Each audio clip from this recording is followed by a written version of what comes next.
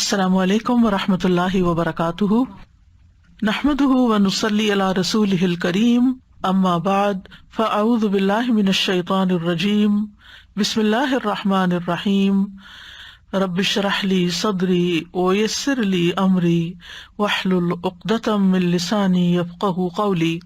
وَإِذَا سَأَلَكَ عِبَادِي عَنِّي فَإِنِّي قَرِيبٌ أُجِيبُ دَعْوَةَ الدَّاعِ إِذَا دَعَانِ فَلْيَسْتَجِيبُوا لِي وَلْيُؤْمِنُوا بِي لَعَلَّهُمْ يَرْشُدُونَ۔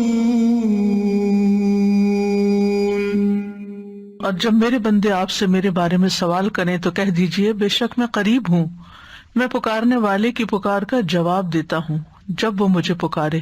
تو ان کو چاہیے کہ وہ میرا حکم مانیں اور مجھ پر ایمان رکھیں تاکہ وہ ہدایت پائیں۔ فَاسْتَغْفِرُوهُ ثُمَّ تُوبُوا إِلَيْهِ إِنَّ رَبِّي قَرِيبٌ مُجِيبٌ۔ سو اس سے بخشش مانگو، پھر اس کی طرف پلٹ آؤ، یقیناً میرا رب قریب ہے، قبول کرنے والا ہے۔ الحمد للہ الکبیر المتعال ذی العزت والجبروت والجلال، یسبح بحمدہ من فی السماوات ومن فی الارض والطیر والشجر والدواب والجبال، الحمد للہ حمدا کثیرا وسبحان اللہ بکرۃ واصیلا۔ سب تعریف اللہ کے لیے ہے، بہت زیادہ تعریف، جو بہت بڑا، نہایت بلند ہے، عزت والا، قہر والا اور جلال والا ہے۔ اسی کی تسبیح و تحمید بیان کر رہے ہیں جو بھی آسمانوں میں ہے اور جو زمین میں ہے، پرندے، درخت، جانور اور پہاڑ، تمام تعریف اللہ ہی کے لیے ہے، بہت زیادہ، اور اللہ ہی کے لیے تسبیح ہے صبح اور شام۔ اللہم صلی علی محمد وعلی آل محمد کما صلیت علی ابراہیم وعلی آل ابراہیم انک حمید مجید، اللہم بارک علی محمد وعلی آل محمد کما بارکت علی ابراہیم وعلی آل ابراہیم انک حمید مجید۔ پروگرام قریب و مجیب کے سلسلے میں آج ہم صبح و شام کی دعاؤں کے بارے میں پڑھیں گے۔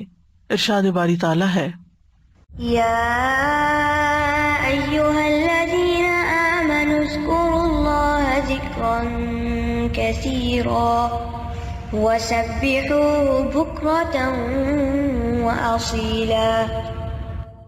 اے ایمان والو، اللہ کو بکثرت یاد کیا کرو اور صبح و شام اس کی تسبیح بیان کیا کرو۔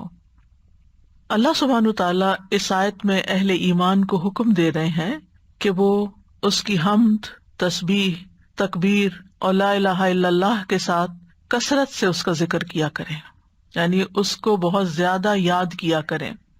ابن عباس رضی اللہ عنہ کہتے ہیں کہ اللہ نے ہر فرض کی کوئی نہ کوئی حد مقرر فرمائی ہے، یعنی صبح کے 2 فرض ہیں، شام میں 3 فرض ہیں، تو ہر فرض کی ایک حد ہے۔ رمضان کے روزے فرض ہیں تو 1 مہینے کے فرض ہیں۔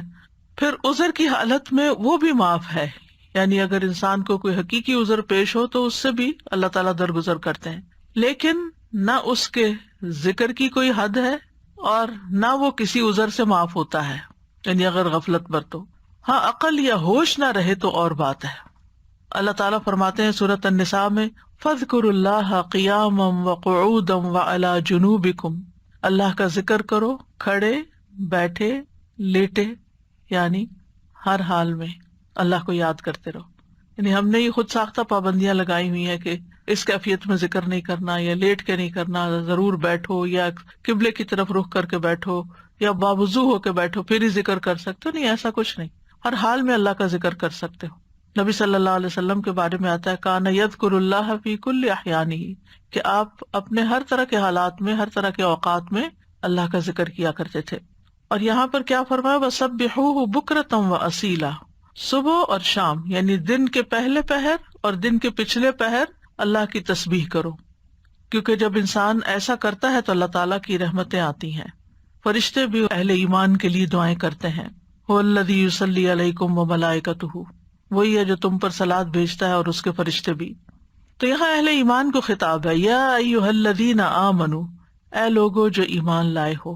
ابن مسعود کہتے ہیں کہ جب اس آیت کے ساتھ پکارا جائے تو اپنے کانوں کو اس حکم کی طرف لگا دیں، توجہ کریں کہ اللہ تعالیٰ کیا کہنا چاہتے ہیں، اس کو غور سے سنیں۔ یا تو کوئی خیر کا کام ہوگا جس کا اللہ تعالیٰ حکم دے رہا ہوگا، یا کوئی شر ہوگا جس سے اللہ تعالیٰ تمہیں روک رہا ہوگا، اس سے منع کر رہا ہوگا۔ تو یہاں پر یا ایھا الذین آمنوا کہہ کے کیا کہا گیا؟ اذکروا اللہ ذکرا کثیرا، صرف ذکر نہیں بلکہ ذکرا کثیرا، بہت کثرت سے اللہ کو یاد کیا کرو، کثرت سے اللہ کا ذکر کیا کرو، یعنی ہر طرح کے حالات میں اللہ ہی کو یاد کیا کرو، اور خاص طور پر تسبیح، تحلیل، تحمید، تکبیر۔ مجاہد کہتے ہیں یہ وہ کلمات ہیں جنہیں پاک، ناپاک، بے وضو اور جنبی بھی کہہ سکتا ہے، یعنی اگر کوئی حالت جنابت میں ہے تو بھی سبحان اللہ کہنے میں اس کو کوئی حرج نہیں، الحمدللہ وہ بھی کہہ سکتا ہے۔ جیسے اگر کسی کو نہانے کی ضرورت ہے اور اس کو تھوڑا ٹائم ہے نہانے میں کسی بھی وجہ سے، تو اس دوران اگر وہ پانی پینے لگا ہے تو بسم اللہ کہہ سکتا ہے، پانی پی چکا ہے تو الحمدللہ کہہ سکتا ہے، اسی طرح استغفر اللہ کہہ سکتا ہے۔ تو یہ کلمات ہر حال میں کہے جا سکتے ہیں۔ پھر دل کے اخلاص کے ساتھ ذکر کرنا چاہیے، یعنی ذکر کثیر کا معنی کیا گیا وہ ذکر جو اخلاص کے ساتھ کیا جائے، یعنی صرف کوانٹٹی میں ہی زیادہ نہ ہو بلکہ اس کی کوالٹی اچھی ہو۔ کوالٹی اچھی ہونے کا مطلب کیا ہے؟ دل سے کیا گیا۔ کثیر کا اپوزٹ قلیل ہوتا ہے، تو قلیل ذکر کون سا ہے؟ جو منافقین کرتے ہیں، ولا یذکرون اللہ الا قلیلا، کہ وہ اللہ کو بہت تھوڑا یاد کرتے ہیں، یعنی زبان سے اوپر اوپر سے کر دیتے ہیں لیکن دل سے نہیں کرتے۔ اور یاد تو ہوتی بھی دل میں ہے، یاد کسی کی بھی دل میں ہوتی ہے تو زبان پہ آتی ہے۔ اور دوسرے لفظوں میں کثیر کے مقابلے میں قلیل ذکر کیا ہے کہ انسان بس صرف صبح و شام کے اذکار کرے، نمازوں کے بعد ذکر اذکار کرے، اور مختلف حالات میں جیسے کھانا کھایا یا مخصوص اذکار جو ہیں صرف ان کی پابندی کرے۔ لیکن ذکر کثیر اس کے برعکس کیا ہے کہ انسان ان خاص مواقع کے علاوہ بھی ہر حال میں اللہ کو یاد کرتا رہے، اللہ کی یاد اس کے دل میں تازہ رہے۔ اور یہ ایک ایسا عمل ہے، یعنی ایک ایسی عبادت ہے کہ اس پر عمل کرنے والا آرام کی حالت میں بھی، لیٹے ہوئے بھی، بیٹھے ہوئے بھی، چلتے پھرتے اللہ تعالیٰ کو یاد کر سکتا ہے۔ یعنی باقی کام کرنے کے لیے جیسے نماز ہے یا قرآن ہے تو اس کے لیے پھر آپ کو ایک ایفرٹ کرنی پڑتی ہے۔ خالی سبحان اللہ، الحمدللہ، اللہ اکبر پڑھنے میں تو آپ کو کوئی ایفرٹ بھی نہیں کرنی، صرف زبان ہلانی ہوتی ہے۔ اور انسان اگر اس چیز کا عادی ہو جائے اللہ کے ذکر کا تو پھر اس کی زبان بری باتوں سے بھی پاک رہتی ہے اور اس کی زبان سے اچھے الفاظ ہی نکلتے ہیں۔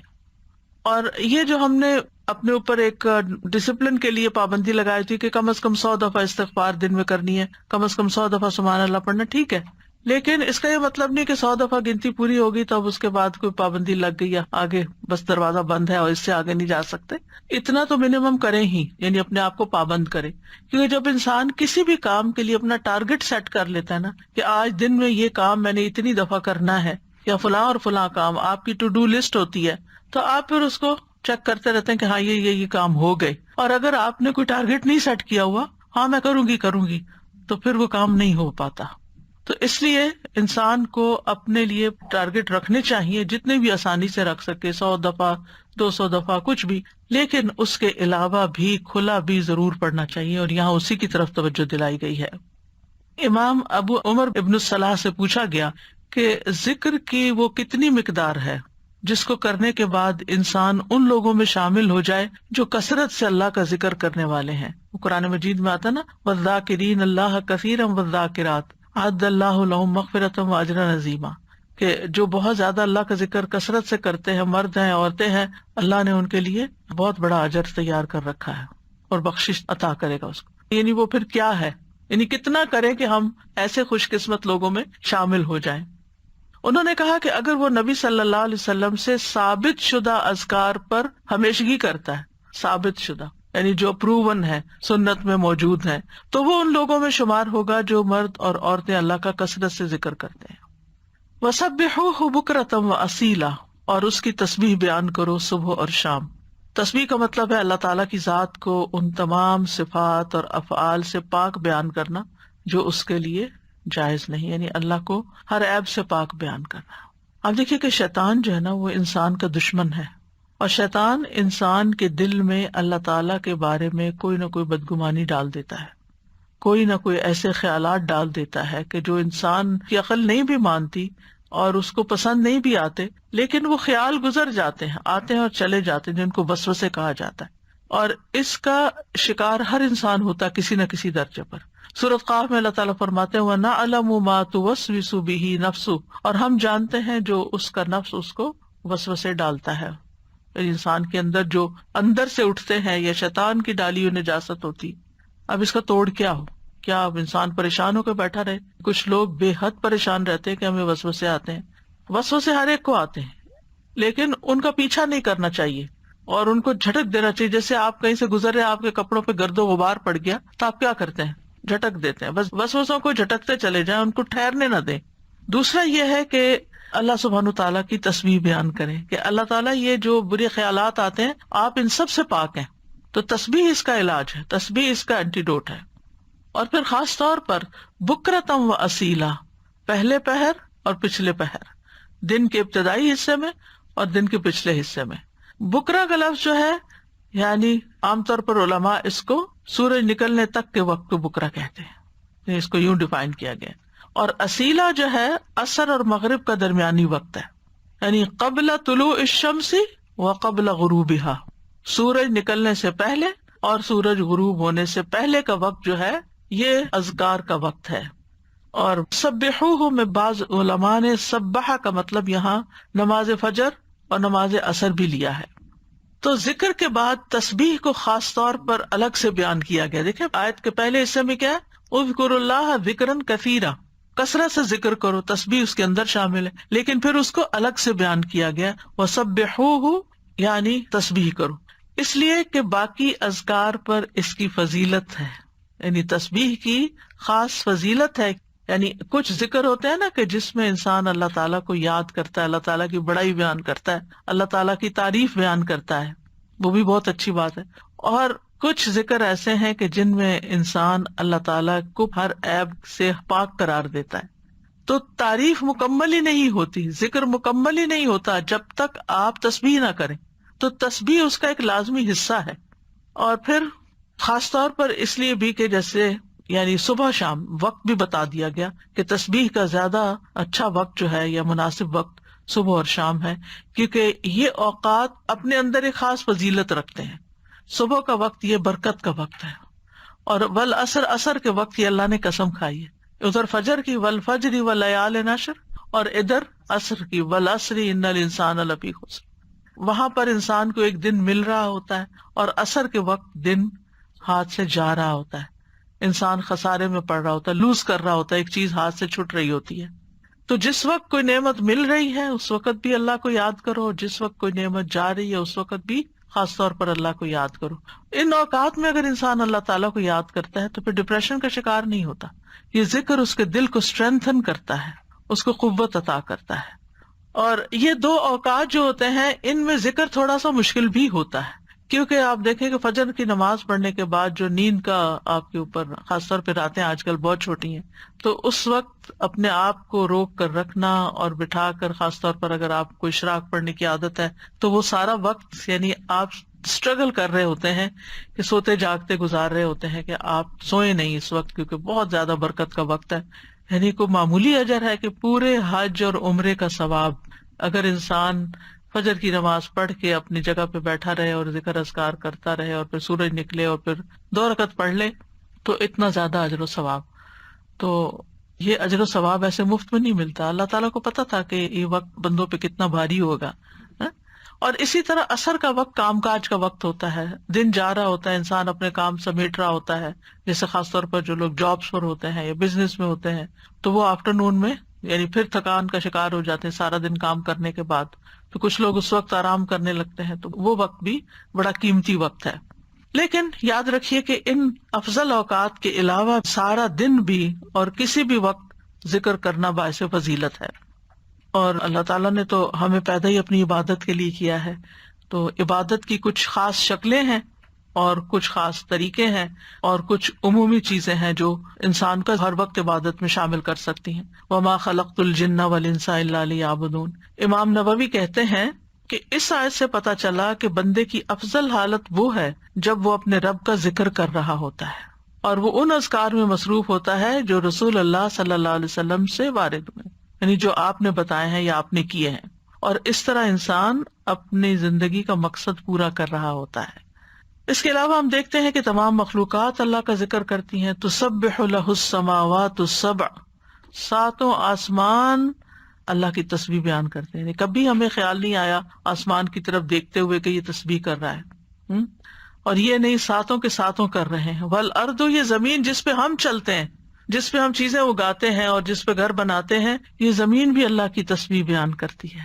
ومن فیہن، اور جو مخلوق ان کے اندر ہے، آسمان و زمین کے بیچ میں یا زمین کے اندر، چھوٹے چھوٹے کیڑے مکوڑے، ہر چیز، بڑے بڑے آبجیکٹس، سبھی تسبیح کرتے، چرند پرند، حیوان، انسان. پھر فرمایا وَإِن مِّن شَيْءٍ إِلَّا يُسَبِّحُ بِحَمْدِهِ، اور کوئی چیز نہیں مگر وہ اس کی حمد کے ساتھ اس کی تسبیح کرتی ہے. وَلَٰكِن لَّا تَفْقَهُونَ تَسْبِيحَهُمْ، لیکن تم ان کی تسبیح کو سمجھتے نہیں ہو، یعنی ان کی اپنی زبانیں، ان کی اپنی بولیاں ہیں.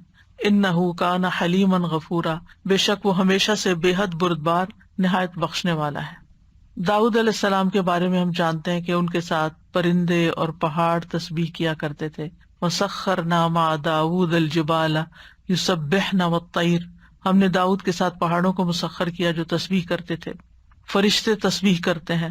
وَالْمَلَائِكَةُ يُسَبِّحُونَ بِحَمْدِ رَبِّهِمْ وَيَسْتَغْفِرُونَ لِمَنْ فِي الْأَرْضِ، فرشتے اپنے رب کی حمد کے ساتھ تسبیح کرتے ہیں اور زمین والوں کے لیے بخشش کی دعائیں کرتے ہیں. حاملین عرش جو ہیں وہ خاص طور پر اللہ کا ذکر کرتے ہیں. ان سب میں آپ دیکھیے، چاہے زمین آسمان کی ہر چیز ہو، چاہے فرشتے ہوں، چاہے پیغمبر ہوں، سب کے ساتھ تسبیح کا لفظ آ رہا ہے کہ تسبیح کرتے ہیں، یعنی خالی ذکر نہیں آیا بلکہ تسبیح آیا ہے. تو اس سے بھی تسبیح کی فضیلت پتہ چلتی ہے. سبحان اللہ و بحمدہ سبحان اللہ العظیم، تسبیح بیان کرنا یعنی اللہ تعالیٰ کو ہر عیب سے پاک قرار دینا کہ اس میں کوئی نقص نہیں، کوئی کمی نہیں، وہ پرفیکٹ ہے، کوئی عیب نہیں، اس کا کوئی فیصلہ غلط نہیں، اس کا کوئی حکم، اس کا دین، ہر چیز صحیح ہے، جو بھی اس نے بنائی ہے پرفیکٹ بنائی ہے. تو الذین یحملون العرش ومن حولہ یسبحون بحمد ربہم، جو فرشتے عرش اٹھائے ہوئے ہیں اور جو اس کے ارد گرد ہیں، سب اپنے پروردگار کی حمد کے ساتھ اس کی تسبیح کر رہے ہیں، یعنی سارے کے سارے تسبیح کرتے ہیں. اور جہاں تک ذکر کا تعلق ہے تو قرآن مجید میں ذکر کا لفظ بھی آتا ہے، یعنی عمومی ذکر، تسبیح کے علاوہ جو بھی ذکر ہو، اللہ اکبر ہو، الحمدللہ ہو، لا الہ الا اللہ ہو، یا اور جو اذکار ہمیں بتائے گئے صبح شام کے. تو دیکھیے کہ مومنوں کی جو مختلف صفات بیان ہوئی ہیں ان میں صرف ذکر کے ساتھ کثرت کا لفظ آیا ہے. یہ سورۃ الاحزاب کی آیت نمبر 35 ہے نا، ان المسلمین والمسلمات والمؤمنین والمؤمنات والقانتین والقانتات والصادقین والصادقات والصابرین والصابرات والخاشعین والخاشعات والمتصدقین والمتصدقات والصائمین والصائمات والحافظین فروجہم والحافظات والذاکرین اللہ کثیرا والذاکرات. یعنی ساری صفات اپنی جگہ ہیں کہ وہ مسلمان ہیں، مومن ہیں، فرما بردار ہیں، سچے ہیں، صبر والے ہیں، عاجزی کرنے والے ہیں، صدقہ کرنے والے ہیں، روزہ دار ہیں، اپنی شرمگاہوں کی حفاظت کرتے ہیں اور اللہ کا کثرت سے ذکر کرتے ہیں. تو اس سے بھی اندازہ لگائیں کہ ذکر کی کتنی اہمیت ہے کہ ذکر میں کثرت چاہیے. باقی چیزیں تو اپنے اپنے وقت پر ہوں گی، لیکن اللہ کے پسندیدہ وہ ہیں جو ذکر میں کثرت کرتے ہیں.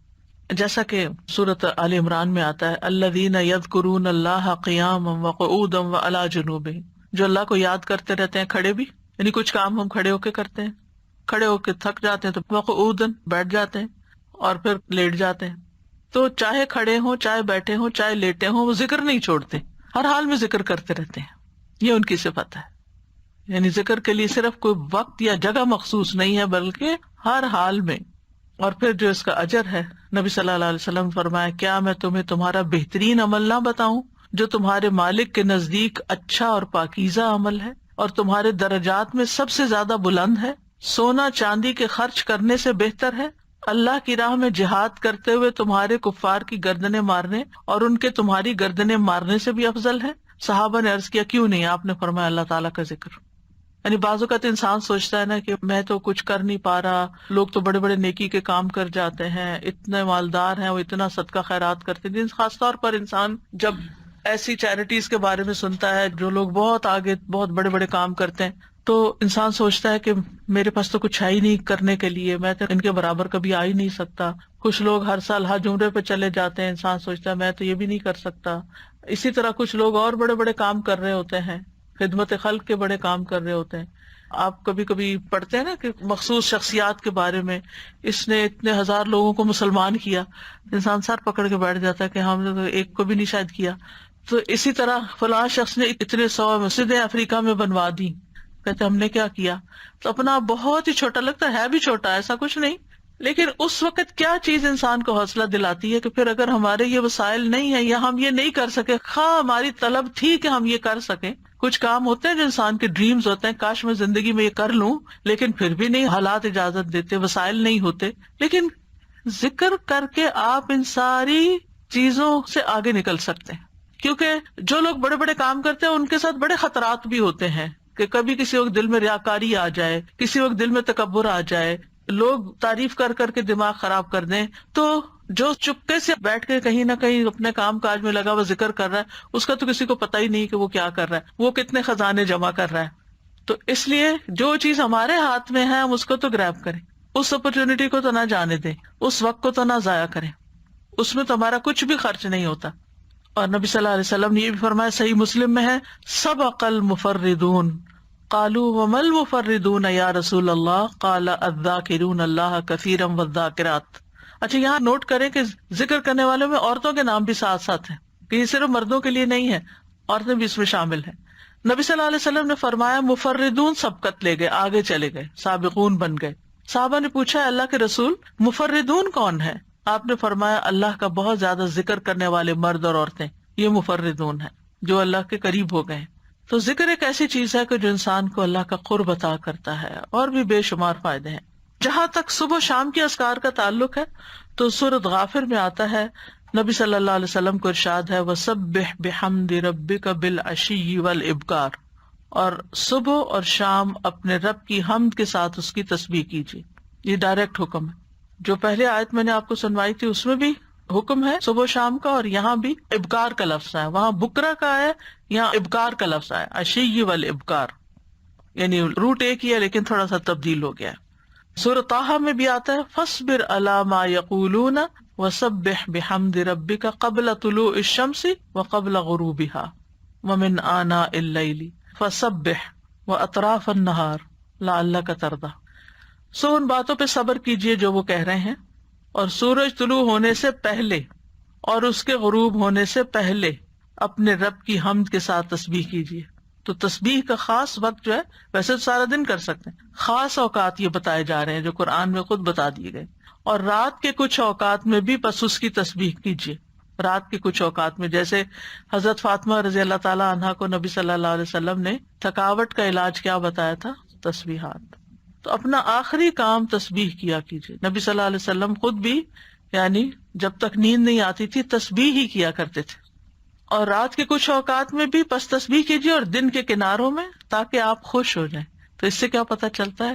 یہ خوش ہونے کا نسخہ ہے، خوش ہونے کا راز ہے، اس میں خوشی حاصل کرنے کا ذریعہ ہے. یعنی اگر آپ چاہتے ہیں کہ آپ کا دل مطمئن ہو، خوش ہو، تو آپ کو ان اوقات میں لازماً تسبیح کرنی چاہیے. اور جو ان اوقات میں تسبیح نہیں کرتے وہ غافلین میں شمار ہوتے ہیں، کیونکہ اللہ تعالیٰ فرماتے ہیں وَاذْكُر رَبَّكَ فِي نَفْسِكَ تَضَرُّعًا وَخِيفَةً وَدُونَ الْجَهْرِ مِنَ الْقَوْلِ بِالْغُدُوِّ وَالْآصَالِ وَلَا تَكُن مِنَ الْغَافِلِينَ. اور اپنے رب کا ذکر کیجیے اپنے دل میں عاجزی اور خوف سے، بغیر بلند آواز کیے، چپکے چپکے، دل ہی دل میں، صبح اور شام کے وقت، اور آپ غافلوں میں سے نہ ہونا. یعنی جو ان اوقات میں تسبیح نہیں کرتے، ذکر نہیں کرتے، پھر وہ غافل شمار ہوتے ہیں. اور خاص طور پر اس وقت میں جو تھوڑا سا بھی ذکر کیا جاتا ہے اس کا اجر بہت زیادہ ہے. رسول اللہ صلی اللہ علیہ وسلم نے فرمایا جو لوگ نماز فجر سے سورج نکلنے تک اللہ کا ذکر کریں، مجھے ان کے ساتھ بیٹھے رہنا زیادہ پسند ہے. کیونکہ نبی صلی اللہ علیہ وسلم کو حکم دیا گیا تھا نا، وَاصْبِرْ نَفْسَكَ مَعَ الَّذِينَ يَدْعُونَ رَبَّهُمْ بالغداۃ والعشی یریدون وجہہ، آپ ان لوگوں کے ساتھ رہیے، ان کے ساتھ بیٹھیے جو اپنے رب کو صبح شام پکارتے ہیں، اور ان سے اپنی نگاہیں نہ پھیریے۔ تو آپ نے فرمایا مجھے ان کے ساتھ بیٹھے رہنا زیادہ پسند ہے بنسبت اس کے کہ میں اولاد اسماعیل سے 4 غلام آزاد کروں۔ ایک وہ نیکی ہے اور ایک ایسے لوگوں کی کمپنی میں بیٹھنا جو اس وقت اللہ کا ذکر کرتے ہیں، اور میں ایسے لوگوں کے ساتھ بیٹھا رہوں جو نماز عصر سے سورج غروب ہونے تک اللہ کا ذکر کرے، یہ زیادہ پسندیدہ ہے اس سے کہ 4 غلام آزاد کروں۔ تو نماز عصر کے بعد کا وقت بھی صرف جمعے کا دن نہیں، کیونکہ ہم عام طور پر جمعے کے دن پھر بھی تھوڑا سا بہتر کر لیتے ہیں، لیکن عام دنوں میں ہم اس وقت کو دھیان نہیں کرتے۔ ٹھیک ہے، اگر اس وقت میں آپ کے کچھ مخصوص کام ہے گھر کے، یا واک کا وقت ہے، یا کوئی بھی، تو اس وقت کی برکت کی وجہ سے کہ یہ ذکر کا خاص وقت ہے۔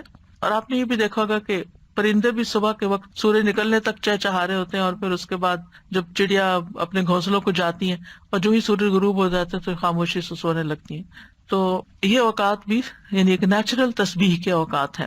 اور ابھی آگے بھی وہ ذکر آئے گا، تسبیح آئے گی جو آپ نے حضرت جویریہ رضی اللہ تعالیٰ عنہا کو سکھائی تھی، وہ بھی انہی اوقات میں پڑھنے کی تسبیح ہے۔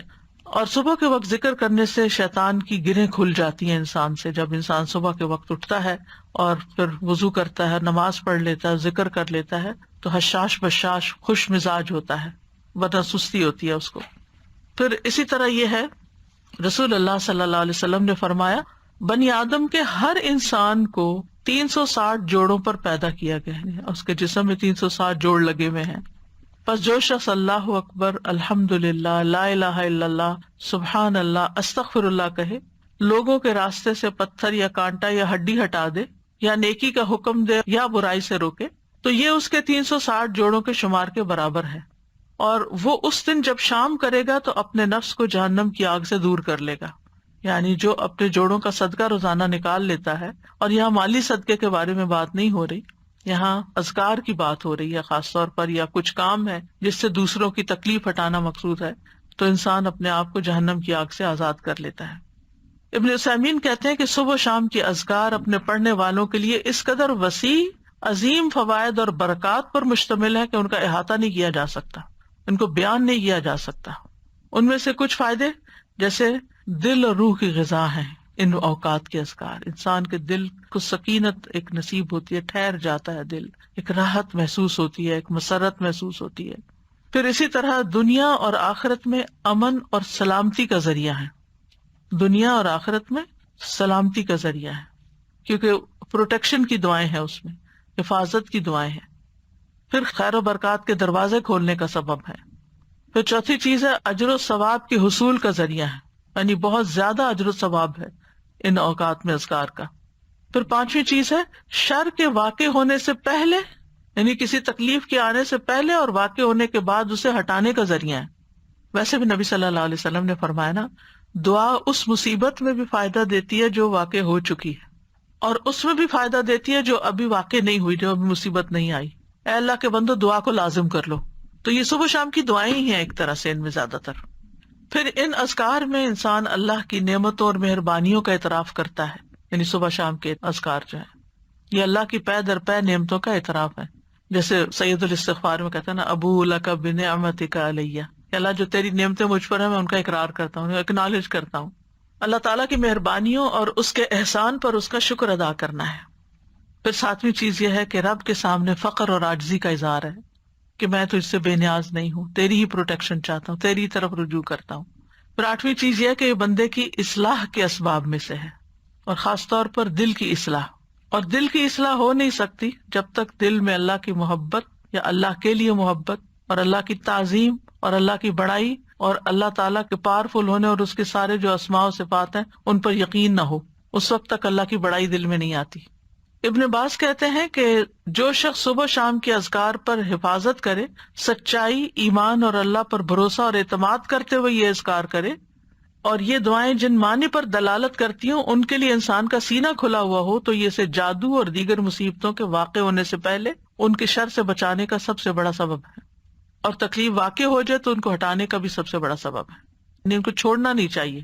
لیکن بعض اوقات کوئی تقدیر نافذ ہونی ہوتی ہے تو انسان بھول ہی جاتا ہے، یا سویا ہی رہ جاتا ہے، یا کوئی بھی وجہ بن جاتی ہے اور انسان غافل ہو جاتا ہے، اور اتنے میں وہ واقع ہو جاتی ہے۔ ابن قیم کہتے ہیں کہ دعائیں اور تعوذات ہتھیار کی طرح ہیں، ہتھیار ہیں۔ ہتھیار مارنے والے کی قابلیت اور صلاحیت کے مطابق اثر کرتا ہے، صرف تیز دھار کے ساتھ نہیں۔ یعنی آپ کے پاس کیسی بھی سورڈ ہو، آپ کے پاس کیسی بھی گن ہو، لیکن اگر آپ کو چلانی نہیں آتی تو فائدہ نہیں ہے۔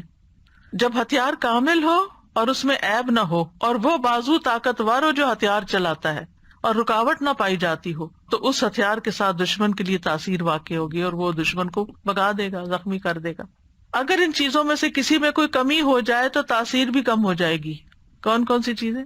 ہتھیار بھی اچھا، عیب بھی نہ ہو، اور چلانا بھی صحیح آتا ہو۔ آپ نے عام طور پہ سنا ہوگا لوگ کہتے ہیں کہ ہم خود نہیں رقیہ کر سکتے، کسی راقی کے پاس جانے کی کیا ضرورت ہے، ہم بھی کر سکتے، وہی ضرور کرو، کسی نے منع تو نہیں کیا۔ لیکن بعض اوقات جو راقی ہوتے ہیں نا، ان کا جو یقین ہوتا ہے، ان کا جو انداز ہوتا ہے، ان کی جو آواز ہوتی ہے، اس کا اثر ہی کچھ اور ہوتا ہے۔ چلے رقیے کو آپ چھوڑیں، عام جو زبان میں بات کرتے ہیں، مثلا ایک شخص کہتا ہے ادھر آؤ، بچے کو کہتے ہیں ادھر آؤ، وہ سنتا ہی نہیں، تو اس کہتا ہے ادھر آؤ، تو وہ ڈر کے مارے آ جاتا ہے۔ کہنے والے کے کہنے میں بڑا فرق بھی ہوتا ہے اور اس کا اثر بھی فرق ہوتا ہے۔ کچھ لوگوں کی بات لوگ آسانی سے مان جاتے ہیں اور کچھ کی تو بالکل نہیں مانتے، ہم سب جانتے ہیں۔ گھر میں بھی عام طور پہ دیکھا گیا کہ ماں کی بات کا اثر اور ہوتا ہے، باپ کی بات کا کچھ اور ہوتا ہے، کبھی وائس ورسا بھی ہوتا ہے۔ لیکن یہ ہے کہ فرق ہے ایک بندے کے ذکر کرنے اور پڑھنے اور جن بھوت کو بگانے اور دوسرے بندے کے بگانے میں۔ جو خود ہی جنوں بھوتوں سے ڈرتا ہو وہ بگائے گا کہاں سے؟ تو جو ایسا کام کرنے والے ہوتے ہیں نا، اللہ نے ان کو خاص صلاحیتیں دی ہوتی ہیں اور خاص ٹیکنیکس بھی دی ہوتی ہیں اور سجھائی ہوتی ہیں، ان کے دل میں ڈالی ہوتی ہیں۔ بعض اوقات وہ کوئی کسی کو نقل نہیں کر رہے ہوتے، وہ جو ان کے دل میں آتا ہے اس کے مطابق وہ بیان کرتے جاتے، پڑھتے جاتے ہیں مریض کے حسب حال، کیونکہ ہر مریض فرق ہوتا ہے، ان کا ایکسپیرینس بھی فرق ہوتا ہے کہ کیا چیز فائدہ دیتی کیا نہیں دیتی۔ جب تک آپ کے ہتھیار صحیح نہ ہو نا، یعنی کہ آپ کے پاس اسکلز نہ ہو، اور آپ کو دل مضبوط نہ ہو، بہادری نہ ہو اندر۔ استاذہ جی جیسے نا بچے آج کل نئی ٹیکنیک سے کوئی بھی ہو تو کہیں گے آپ کو تو یوز کرنا نہیں آتا، آپ کو متاثر کرتے ہیں نا آپ کو، یعنی کہ جی امپریس کرتے ہیں، اور پھر جب آپ کو وہ حاوی چیز ہوتے ہیں یوز آپ پر۔ کرنے آ جاتی تو آپ خود حاوی ہو جاتے۔ اور اسی طرح ہی جب آپ کو پتا ہوتا ہے کہ آپ نے ہتھیار کیسے یوز کرنا ہے تو پھر آپ کی پاورز اور قسم کی ہوتی ہیں، بالکل۔ اور یہی وہ طاقت اور وہ پاور ہے جس سے آپ نا شیطان کو بھگا سکتے ہیں۔ اور میں کہتی ہوں نا حضرت عمر رضی اللہ عنہ سے کیوں شیطان ڈرتا تھا، تو ان کے اندر وہ پاورز تھیں۔ بالکل۔ سبحان اللہ۔ کبھی کبھی ایسا ہوتا ہے نا کہ آپ بالکل گھر میں اکیلے ہوتے ہیں، اندھیرا یا کوئی ایسی چیز ہوتی ہے، تو انسان کے دل میں ایک دم خیال آتا ہے کہ یہاں کوئی ایسی چیز نہ ہو، تو آپ یوں کہہ کر اور آنکھیں کھول لیا کریں، اچھا کیا ہے، اگر کوئی ہوگی تو کیا ہوگا۔ سر جی آپ نے ایک دفعہ بتایا تھا نا کہ ذرا سی تھوڑی آواز کے ساتھ ڈانٹا جائے تو پھر ڈر خود نکل جاتا ہے، تو 2-3 دفعہ اس طرح سے ہوا، تو الحمدللہ ذرا سی آواز زور کر کے کہ ہمارا گھر ہے، ہم رہتے ہیں، جو بھی مخلوق ہے وہ تنگ نہ کرے، مطلب اپنے آپ کو زیادہ باروب بنا کے اور ڈر نکال کے ان کو ڈرانا چاہیے، بالکل۔ تو الحمدللہ اس سے فرق پڑتا وہ ہے۔ متین ہاشمی صاحب ہوتے تھے کراچی میں، شاید آپ کے ہوتے ہوئے وہ لیکچر دینے آئے ہوں گے، انہوں نے ایسی بہت سی ٹیکنیکس بتائی تھی۔ وہ جنات کا علاج کرتے تھے اور ان کی آواز بھی اتنی ٹھہری ہوئی تھی، کوئی غصہ بھی نہیں کرتے تھے، کچھ نہیں۔ تو وہ کہتے تھے کہ جہاں کوئی ایسا مسئلہ ہو تو میں جا کے کہتا ہوں کہ دیکھیں ہم اشرف المخلوقات ہیں، ہم انسان ہیں اور آپ کا کوئی حق نہیں یہاں رہنے کا، میں آپ کو حکم دیتا ہوں یہاں سے چلے جائیں، اور وہ چلے جاتے تھے۔ تو بہرحال یہ تعوذات جو ہیں اور صبح شام کے اذکار جو ہیں، یا تو شر کے اسباب کو واقع ہونے سے روک دیتے ہیں، یا پھر وہ ان کے درمیان اور ان کی کامل تاثیر کے درمیان رکاوٹ بن جاتے ہیں، اسباب اور اثر کے بیچ میں رکاوٹ بن، یعنی وہ چیز آ تو رہی ہوتی ہے مگر اس کا اثر جلد ختم ہو جاتی ہے، اور جتنا تعوذ کبھی ہوگا اتنا ہی اثر بھی کبھی ہوگا۔ دعا جو ہے وہ تقدیر بدل دیتی ہے۔ ابن عثیمین کہتے ہیں دعا تقدیر کو ٹال دیتی ہے، صبح شام کے اذکار دعاؤں اور تعوذات کا ایک مجموعہ ہے، اور دعا تقدیر کو ٹالتی ہے، اور اللہ کبھی تقدیر کا فیصلہ صادر کرتا ہے اور اس کے لیے ایک سبب مقرر کرتا ہے، سبب مقرر کرتا ہے، یعنی تقدیر نافذ ہونے کے لیے کوئی وجہ، ذریعہ، جو اس تقدیر کے آگے رکاوٹ بن جاتی ہے۔ ٹھیک ہے، تو دعا بھی انہیں اسباب میں سے ایک سبب، یعنی تقدیر بھی اللہ نے بنائی، وہ اتر رہی ہے تقدیر، اور اس کو ہٹانے کا سبب بھی اللہ نے بنایا ہے، اور وہ اسباب میں سے ایک سبب کیا ہے؟ یہ دعائیں، یعنی وہ آتی ہیں اور دعائیں اس کو پیچھے دھکیل دیتی ہیں۔ اللہ نے یعنی صرف تقدیر نہیں بنائی، اللہ نے اس کو ٹالنے کا ذریعہ بھی بنایا ہے، اسباب بھی بنائے، اور دعا ان میں سے ایک سبب ہے، سمپل سے۔ امام نووی کہتے ہیں دعا مصیبت کو ہٹانے اور رحمت کو پانے کا ایک سبب ہے، یعنی ایک ہتھیار ہے. پہلے بات ہوئی نا کہ ہتھیار ہے دعا. جیسے ڈھال ہتھیار کے حملے کو روکنے کا سبب ہے، جیسے ڈھال تلوار کے حملے کو روکنے کا سبب ہے، اور پانی زمین سے نباتات اگانے کا سبب ہے. بارش ہوتی ہے تو زمین ہری بھری ہو جاتی ہے، تو یہ سبب ہے نا. زمین کے اندر پوٹینشیل تھا، لیکن جب تک پانی نہیں آیا تو وہ دبی رہی. جب جو ہی پانی آیا تو اس نے اپنا اندر کا سب باہر نکال دیا. تو دعا اور مصیبت ایک دوسرے کا مقابلہ بھی کرتے ہیں. تو تقدیر سے بچاؤ کے لیے ہتھیار اٹھانا ضروری ہے. تو اللہ نے تقدیر بھی بنائی ہے، تقدیر کو ٹالنے کا سبب بھی بنایا ہے. ابن قیم کہتے ہیں کہ صبح شام کے اذکار زرہ کے قائم مقام ہے. اب آپ دیکھیں کتنے انہوں نے مختلف سبب اور فائدے بتائے نا. جیسے جیسے زرہ موٹی ہوگی ویسے ویسے اس کو پہننے والا متاثر نہیں ہوگا. وہ زرہ بختر آپ کو معلوم ہے نا کہ وہ لوہے کا لباس جو لوگ اپنے آپ کو پروٹیکٹ کرنے کے لیے بلٹ پروف کہہ لیں. بلکہ زرہ کی طاقت یہاں تک پہنچ جائے گی کہ تیر واپس لوٹ جائے گا اور اسی کو جا کے لگے گا جس نے تیر چلایا تھا. یعنی اگر کوئی نظر لگانے لگا آپ کو اور آپ نے دعائیں پڑھی ہوئی ہیں تو وہ نظر کا اثر آئے گا اور پلٹ کے واپس جائے گا اور اسی کے اوپر لگ جائے گا، آپ کو نہیں نقصان دے گا. جی ہاں، بد دعا دیتا ہے اور آپ اس کے اہل نہیں ہیں تو وہ واپس اسی پہ پلٹتی ہے. ابن عثیمین کہتے ہیں صبح و شام کے اذکار حفاظت کرنے میں ان لوگوں کے لیے یاجوج اور ماجوج کی دیوار سے بھی زیادہ مضبوط ہیں جو ان کو حضور قلب کے ساتھ پڑھتے ہیں. ایک تو نا بے دھیانی میں پڑھنا، لیکن جو ان کو دھیان سے پڑھتے ہیں یہ یاجوج ماجوج کی دیوار سے بھی زیادہ مضبوط چیز ہے جو فتنے کو آنے سے روکتی ہے. صحابہ صبح و شام کے اذکار کی حفاظت کیا کرتے تھے. ابو وائل فرماتے ہیں ہم ایک دن صبح کی نماز پڑھنے کے بعد عبداللہ بن مسعود کی طرف گئے اور دروازے سے سلام کیا تو انہوں نے ہمیں اجازت دے دی، مگر ہم تھوڑی دیر دروازے کے ساتھ ٹھہرے رہے تو ایک لونڈی آئی اور اس نے کہا آپ اندر کیوں نہیں آ رہے؟ پھر ہم اندر داخل ہوئے تو ابن مسعود بیٹھے تسبیحات کر رہے تھے. انہوں نے کہا تمہیں اندر آنے سے کس چیز نے روکا جبکہ میں نے تمہیں اجازت دے دی تھی؟ ہم نے کہا کوئی بات نہیں سوائے اس کے کہ ہم نے سوچا کہ گھر والوں میں سے شاید کوئی سو رہا ہو. تو ابن مسعود نے فرمایا کیا تم نے ابن ام عبد کے گھر والوں کے بارے میں غفلت کا گمان کیا؟ تم سمجھتے ہو ہم اس وقت سو رہے ہوتے ہیں؟ کیا سونے کا وقت ہے یہ؟ راوی نے کہا پھر ابن مسعود نے تسبیح شروع کر دی یہاں تک کہ انہوں نے گمان کیا کہ سورج نکل آیا. تو لونڈی سے فرمایا دیکھو کیا سورج نکل آیا؟ اس نے کہا ابھی نہیں نکلا. پھر تسبیح شروع کر دی. پھر انہیں خیال ہوا کہ سورج نکل رہا ہے. پھر کہا جاؤ دیکھو سورج نکل آیا. تو اس نے دیکھا کہ سورج نکل چکا تھا. ابن مسعود کہتے ہیں الحمدللہ الذی اقالنا یومنا ھذا ولم یہلکنا بذنوبنا. سب تعریف اللہ کے لیے جس نے آج ہم سے درگزر کیا اور ہمارے گناہوں کی وجہ سے ہمیں ہلاک نہیں کیا. کیونکہ تسبیحات جب کرتے ہیں تو گناہ بھی معاف ہوتے ہیں نا. تو اس سے یہ پتہ چلتا ہے کہ صحابہ کرام اپنے وقت سے کیسے فائدہ اٹھاتے تھے. تو یہ اوقات جو ہیں ان میں نہ تو آپ اپنا سیل فون کھولیں اور نہ ہی آپ اپنا کوئی اور ایسا کام کریں کہ جس کی کوئی خاص ضرورت نہ ہو. کوشش کریں کہ اس وقت جس مسئلے پہ نماز پڑھی ہے وہیں بیٹھے رہیں. لیکن اگر کوئی مجبوری ہے، بچوں کا ناشتہ بنانا ہے، ہسبینڈ نے کام پہ جانا ہے یا کچھ، تو خاموشی سے اپنا کام کریں اور ساتھ ساتھ اپنے اذکار جاری رکھیں، ان کو نہ روکیں. یعنی اس وقت ڈانٹ ڈپٹ اور ادھر ادھر آوازیں دینا، چیخنا چلانا گھر وہ نہ ہو. یعنی ایک احترام کا وقت ہو کہ یہ اذکار کا وقت ہے. خود بھی کریں اور بچوں کو بھی اس کا پابند بنائیں، گھر والوں کو بھی تاکید کریں. اب اس میں حضرت ابن مسعود کا عمل آپ دیکھیں. ان کو اندر بلا لیا، وہ نہیں آ رہے تو ان کو بلایا اندر آ جاؤ. اندر آ گئے، تھوڑی سی بات کی اور اپنا ذکر جاری رکھا. یہ نہ کوئی بد اخلاقی ہے نہ کوئی بدتمیزی ہے. یہ کسی گھر جانے کا تو وقت نہیں ہے، لیکن شاید کسی کام سے آئے ہو یا علم کے لیے کچھ پوچھنے آئے ہو، کیونکہ فقیہ بھی تھے ابن مسعود، تو ان سے ہو سکتا کوئی مسئلہ دریافت کرنے آئے ہو. اللہ عالم، وضاحت نہیں ملتی کہ وہ آئے کیوں تھے سب. لیکن انہوں نے اپنے وقت کی قدر کی اور اس وقت میں جو کام کرنا تھا وہ پورا کیا. ہمارا حال کیا ہے کہ ذرا ادھر سے کوئی بلایا ادھر سے وہ ڈسٹریکٹ ہو کے اپنے اذکار چھوڑ دیتے. یہ نہیں کرنا.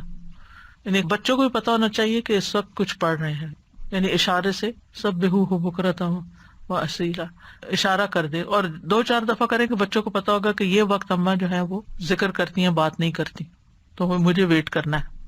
پھر اسی طرح وہ کہتے ہیں کہ بہت سے لوگ اس میں کوتاہی کرتے ہیں، یہ وقت یا سونے میں گزار دیتے ہیں، سستی میں یا کمزوری میں یا گھٹیا کام کرنے میں، یعنی جو اس سے کم تر درجے کے کام ہوتے ہیں جو کسی اور وقت میں بھی ہو سکتے ہیں، لیٹر آن ہو سکتے ہیں. وہ کہتے ہیں کہ دن کا اول حصہ جوانی کے قائم مقام ہے، پچھلا بڑھاپے کے قائم مقام ہے. تو جو دن کے پہلے حصے میں دن کی لگام کو تھام لیتا ہے وہ سارا دن سلامت رہتا ہے اور نیکی کے کاموں میں اس کی مدد کی جاتی ہے اور دن میں برکت دی جاتی ہے. ابن قیم کہتے ہیں ایک دفعہ شیخ الاسلام ابن تیمیہ کے پاس میں موجود تھا. انہوں نے صبح کی نماز پڑھی، پھر وہ بیٹھ کر اللہ کی عبادت کرتے رہے اور ذکر کرتے رہے.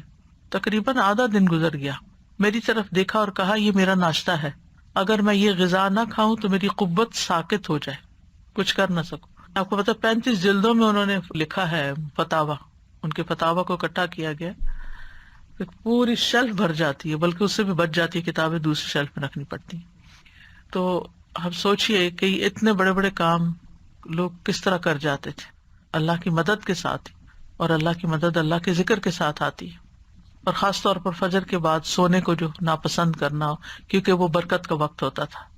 ابن قیم کہتے ہیں سلف صالحین کے نزدیک یہ بات ناپسندیدہ اور مکروہ تھی کہ صبح کی نماز سے لے کر سورج کے طلوع ہونے تک انسان سوئے، یہ غنیمت کا وقت ہے۔ سورج نکل آئے پھر اپنا کام کاج کر کے اگر آپ دوبارہ ریسٹ کرنا چاہیں، کیونکہ راتیں چھوٹی ہیں تو پھر اور بات ہے۔ یہ وقت رزق کے نازل ہونے کا اور رزق بانٹنے کا وقت ہے، اس میں برکت نازل ہوتی ہے۔ اب اس کے بعد ہے صبح شام کے اذکار کے آداب جو ہیں وہ کیا ہیں۔ سب سے پہلی بات یہ کہ زبان اور حضور قلب کے ساتھ، دل اور زبان کی حاضری کے ساتھ ذکر کیا جائے۔ جب یہ دونوں چیزیں متحد ہو جاتی ہیں اور اذکار کرنے والا سچائی، یقین اور اللہ کے ساتھ اچھا گمان کرتے ہوئے ان کے معنی میں غور و فکر کرتے ہوئے پڑھتا ہے تو یہ پڑھنے والے کو فائدہ دیتی ہیں، اس پڑھنے والے کی حفاظت ہوتی ہے، اس سے مصیبتیں دور ہوتی ہیں۔ ابن قیم کہتے ہیں تمام اذکار سے افضل اور زیادہ مفید وہ ذکر ہے جس میں زبان اور دل ساتھ ہوں، جو بول رہے ہیں وہ آپ کا دل سمجھ بھی رہا ہے اور اس کے موافق ہوں، اور وہ نبوی اذکار سے ہوں، یعنی سنت سے ثابت ہوں، اور ذکر کرنے والا معنی اور مقصد سمجھتا ہو۔ پھر اسی طرح ان اذکار کا وقت جو ہے طلوع فجر سے پہلے شروع ہو جاتا ہے اور طلوع شمس سے پہلے تک رہتا ہے، یعنی جو ہی اذان ہوتی ہے نا فجر کی اس وقت سے شروع ہو جاتا ہے سورج نکلنے تک۔ اور شام کے اذکار کا وقت عصر کے بعد سے لے کر رات کے اول حصے تک ہوتا ہے، مغرب کے وقت تک۔ اگر کسی سے یہ اوقات رہ جائیں، ان سے محروم ہو جائے، بھول گیا یا کوئی رکاوٹ بن گئی تو کوئی حرج نہیں۔ صبح کے اذکار چاش کا وقت ختم ہونے تک پڑھ لے اور شام کے اذکار رات کے ایک تہائی حصے تک پڑھ لے، لیکن یہ رخصت ہے، اصل وقت ان کا سورج نکلنے سے پہلے اور غروب ہونے سے پہلے کا ہی ہے۔ ابن باز کہتے ہیں سنت یہ ہے کہ صبح اور شام کے اذکار اور دعاؤں کو ان کے وقت میں ادا کرنے کی حفاظت کی جائے، جب ان کا وقت ختم ہو جاتا ہے تو وہ ثواب بھی ان کے وقت کے ساتھ ختم ہو جاتا ہے جو اس وقت سے متعلق تھا۔ اب صبح شام کے اذکار میں سب سے پہلا ذکر آیت الکرسی کا ہے۔ آیت الکرسی کیا ہے؟ اللہ لا الہ الا هو الحی القیوم، آخر تک۔ صبح شام آیت الکرسی پڑھنے سے حفاظت ملتی ہے، یعنی حدیث سے بھی ثابت ہے، خاص طور پر جنات کے اثر سے بچاؤ ہوتا ہے۔ آیت الکرسی میں آپ دیکھیں اللہ سبحانہ تعالیٰ کا تعارف ہے، اس کے اسماء و صفات ہیں۔ قرآن کریم کی کوئی اور آیت ایسی نہیں جس میں اللہ تعالیٰ کے اتنے نام اور صفات بیان ہوئی ہوں۔ اس میں اللہ کا ذاتی نام اللہ بھی آیا اور تقریباً 27 صفات اور افعال وغیرہ آئے ہیں۔ سب سے پہلے اللہ تعالیٰ کی الوہیت کا ذکر ہے، اللہ لا الہ الا ہو، کہ وہ الوہیت میں اکیلا ہے۔ پھر الحی القیوم، اور یہ دونوں نام ان کو اسماء اعظم بھی کہا گیا ہے۔ حی زندہ ہے، نہیں اس کو کبھی موت نہیں آئی، کمال صفات میں سے، اور قیوم قائم رکھنے والا کمال افعال میں سے۔ بعض لوگ یہ سوال کرتے ہیں نا کہ اللہ تعالیٰ کو کس نے پیدا کیا ہے؟ تو اللہ سبحانہ تعالیٰ کی کوئی بگننگ نہیں ہے، جیسے ہماری بگننگ ہے اور ہمارا ایک اینڈ ہے، نہیں، اللہ کی ایسے نہیں۔ اس میں آپ دیکھیے کہ ٹائم کا کریٹر اللہ ہے، تو جب ٹائم ہی نہیں تھا تب بھی اللہ ہے۔ یہ مہینے اور سال کس نے بنائے، اور ان کی نشاندہی کس سے ہوتی؟ سورج سے۔ تو ایک وقت تھا کہ سورج نہیں تھا، دن اور رات نہیں تھے، مہینے اور سال نہیں تھے، اللہ تعالیٰ اس وقت بھی موجود تھا۔ هو الاول، وہی اول ہے، والآخر والظاہر والباطن۔ تو اس لیے اللہ سبحانہ تعالیٰ کو پہچاننا ضروری ہے، اس کو جاننا ضروری ہے، اور اس پہچان اور جان کے ساتھ اگر آپ پھر ذکر کرتے ہیں تو اس کا اثر ہی کچھ اور ہوتا ہے۔ آیت الکرسی بہت پاورفل آیت ہے، اس کے پاور کی وجہ کیا ہے؟ اس میں اللہ تعالیٰ کے نام اور صفات بیان ہوئے ہیں۔ لا تأخذہ سنۃ ولا نوم، نہ اس کو نیند آتی ہے نہ اونگ آتی ہے، ہلکی نیند بھی نہیں آتی، گہری نیند آتی ہی نہیں ہے۔ پھر ہر چیز کا مالک ہے، لہو ما فی السماوات و ما فی الارض، ہر چیز اسی کی ہے، ہر چیز اسی کے کنٹرول میں ہے۔ من ذا الذی یشفع عندہ الا باذنہ، کوئی اس کے ہاں سفارش بھی نہیں کر سکتا، اس کی جرات بھی نہیں کر سکتا مگر جس کو وہ خود اجازت دے، یعنی پورا پورا کنٹرول، اقتدار سب اسی کا ہے۔ یعلم ما بین ایدیہم وما خلفہم، اس میں اللہ تعالیٰ کے وسیع علم کی خبر دی گئی ہے کہ اللہ تعالیٰ بندوں کا ماضی مستقبل ہر چیز جانتا ہے. بندے اپنے بارے میں سب کچھ نہیں جانتے، اور جو جانتے ہیں وہ بھی ان کو یاد نہیں ہوتا. پچھلے دنوں کسی نے ایک نوٹ بھیجا، اس میں لکھا کہ جب آپ یونیورسٹی میں پڑھاتی تھی تو اس وقت الہدیٰ نہیں بنا تھا، تو میں ایک دن آپ کی کلاس اٹینڈ کرنے کے لیے گئی، تو آپ نے سنن نبی داؤد میں سے فلاں چیپٹر پڑھایا اور آپ سے اسٹوڈنٹ نے یہ سوال کیا اور آپ پیپر دے کے ان کے اوپر ڈسکس کریں. میرے کسی حافظے میں ہے ہی نہیں کچھ، مجھے بالکل یاد نہیں کہ ایک اسٹوڈنٹ نے آپ سے یہ سوال کیا تھا اور آپ نے اس کا یہ جواب دیا تھا، کچھ بھی یاد نہیں. ہمارا اپنے بارے میں یہ حال ہے کہ ہم اپنے آپ کو نہیں جانتے. ہم جو کچھ کر چکے ہم نہیں جانتے کہ ہم نے زندگی میں کیا کچھ کیا، تو ہم کسی اور کے بارے میں تو کیا جانیں گے. لیکن اللہ سب کچھ جانتا ہے. یعلم ما بین ایدیہم، جو فیوچر میں ان کے آگے آ رہا ہے، وما خلفہم، جو پیچھے گزر چکا ہے، سب پتا ہے اس کو. یہ اس کے وسیع علم کی ایک جھلک ہے. باقی ہر چیز کے بارے میں جو کچھ وہ جانتا ہے، وہ تو کوئی ایک پتا نہیں گرتا مگر وہ اس کو جانتا ہے. خشکی میں، سمندر میں، آسمانوں میں، زمین میں، کسی پتھر کے اندر ایک دانہ بھی چھپا ہوا تو مثقال ذرۃ فی السماء والارض ولا یحیطون بشیء من علمہ الا بما شاء. اور جو اس کا علم ہے اس میں سے کوئی اس کے علم کا احاطہ ہی نہیں کر سکتا مگر جتنا وہ چاہتا ہے. یعنی اس کے علم کا بہت تھوڑا حصہ انسانوں کو ملا. جیسے خضر اور موسیٰ علیہ السلام کے واقعے میں آتا ہے نا کہ وہ جب کشتی میں بیٹھے تو ایک چڑیا نے پانی کی چونچ میں لیا تھا کہ بندوں کا علم اللہ کے علم کے مقابلے میں ایسا ہی ہے جیسے چڑیا کی چونچ میں پانی اس سمندر کے مقابلے میں. وہ ساری مخلوق کا علم اتنا سا ہے، بس اس پر تو پھر ہم بھروسہ کرتے ہیں، اس علم کے اوپر ہم فخر کرتے ہیں، اور جو اللہ کا علم ہے اس کی طرف کبھی توجہ ہی نہیں کی. وسع کرسیہ السماوات والارض. اللہ کی عظمت کے ساتھ ساتھ اس کی مخلوقات کی عظمت کو بیان کیا گیا. یہاں کرسی جو اللہ کی مخلوقات میں سے ایک مخلوق ہے، وہ آسمان و زمین پہ چھائی ہوئی ہے، ہر چیز کو انکمپس کیے ہوئے. پھر جو اس کا بنانے والا ہے اس کی عظمت کیا ہوگی. اور کرسی جو ہے وہ رب تعالیٰ کے دونوں قدموں کی جگہ ہے. استاذہ جی مجھے خیال آ رہا تھا کہ اللہ سبحانہ تعالیٰ کے بارے میں اللہ سبحانہ تعالیٰ کے بھیجے ہوئے علم سے استفادہ کرنا یہ کتنی زیادہ ایک آنرڈ چیز ہے.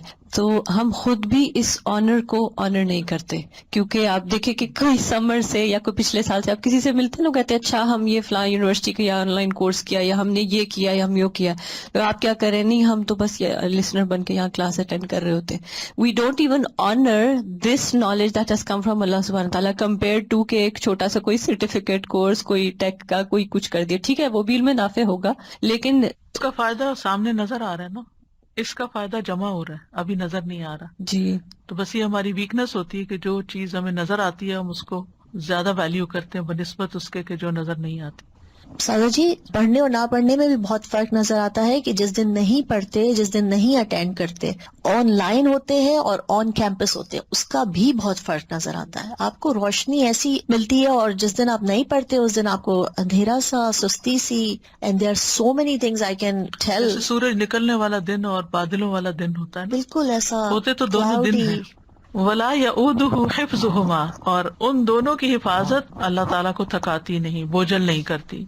یعنی آسمانوں اور زمین کی حفاظت اور ان کے اندر جو کچھ ہے وہ اللہ سبحانہ تعالیٰ کے کامل کنٹرول اور اقتدار میں ہے، اور وہ ان میں سے ہر چیز کی ٹیک کیئر کرتا ہے.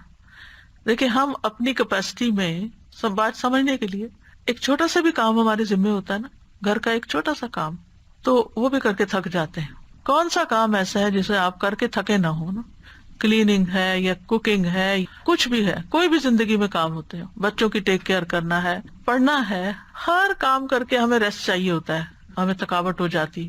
یہاں اللہ تعالیٰ فرماتا ہے ولا یعودہ حفظہما، آسمان ہو، زمینیں ہو، جو بھی ہو، ان کی حفاظت، ان کے اندر کیا سسٹم چل رہے ہیں، کیا کرنا ہے، کیسے کرنا ہے، یہ چیزیں اس کو تھکاتی نہیں، بوجھل بھی نہیں کرتی. چلے بعض اوقات ہمیں فزیکل تھکاوٹ نہیں ہوتی، یعنی جسمانی تھکاوٹ نہیں ہوتی، لیکن ہم مینٹلی تھک جاتے ہیں، یعنی اکتاہٹ شروع ہو جاتی ہے ہمیں. ایک کام اگر روز کرنا شروع کر دیں تو ہم بور ہو جاتے ہیں. چند سال کوئی کام کر لیں تو اس سے بھی ہم تھک جاتے ہیں، چاہے کتنا ہی اچھا کام ہو. اللہ سبحانہ و تعالیٰ کو یعنی یعودو کا لفظ صرف تھکاوٹ کے لیے نہیں آتا، بوجھل پن کے لیے بھی آتا ہے. یکسانگی یا اکتاہٹ یا کچھ وہ بھی لاحق نہیں ہوتی. یہ معمولی بات نہیں ہے، بہت بڑی بات، بہت بڑی بات. قرآن مجید میں آتا ہے کہ اللہ تعالیٰ ہی آسمان اور زمین کو تھامے ہوئے ہے کہ اپنی جگہ سے ٹل نہ جائیں. اگر وہ دونوں ٹل جائیں تو ان کے بعد کوئی بھی ان کو تھام نہ سکے گا. یعنی صرف اس نے بنا کے چھوڑ نہیں دیا. اب یہ آسمان جو بغیر ستونوں کے ہے، کسی نے تھاما ہوا تو ہمارے اوپر ہے نا، ورنہ تو نیچے آ پڑے. وَهُوَ الْعَلِيُّ الْعَظِيمُ، اور وہ بہت بلند، یعنی مطلق بلندی ہے اس کی، اور عظیم بہت عظمت والا ہے، کوئی مخلوق میں اس کے مشابہ نہیں، کسی کی وہ بڑائی نہیں. لیکن افسوس یہ کہ ہم مخلوق کو پھر بڑا سمجھتے ہیں اور اس کی بڑائی محسوس نہیں کرتے کہ وہ بڑا ہے. جس دن یہ یقین آ گیا نا کہ وہ بڑا ہے، تو پھر لوگوں کی ناراضگی، لوگوں کی پسند ناپسند کا خوف، یہ ساری چیزیں نکل جائیں گی. پھر اللہ کے حکم پر عمل کرنا بھی آسان ہوگا کہ اللہ بڑا ہے نا، اللہ میرے شوہر سے بھی بڑا ہے، اللہ میرے بہن بھائیوں سے بھی بڑا ہے، اللہ اس سوسائٹی سے بھی بڑا ہے، اللہ سارے فلاسفر سے اور سارے قانون دانوں سے اور سارے سائنٹسٹ سب سے بڑا ہے، تو اس کا حکم بھی سب سے بڑا ہے میرے لیے. پھر آپ کو کوئی بھی اس کا حکم ماننے میں مشکل لگے گی نہیں. تو بہرحال آج اتنا ہی کرتے ہیں انشاءاللہ تعالی. ابھی بہت سی دعائیں اور بھی ہیں صبح شام کے اذکار میں سے، پھر کل انشاءاللہ اس کے اوپر بات کریں گے. وآخر دعوانا ان الحمدللہ رب العالمین. سبحانک اللہم وبحمدک، اشہد ان لا الہ الا انت، استغفرک واتوب الیک. السلام علیکم ورحمۃ اللہ وبرکاتہ.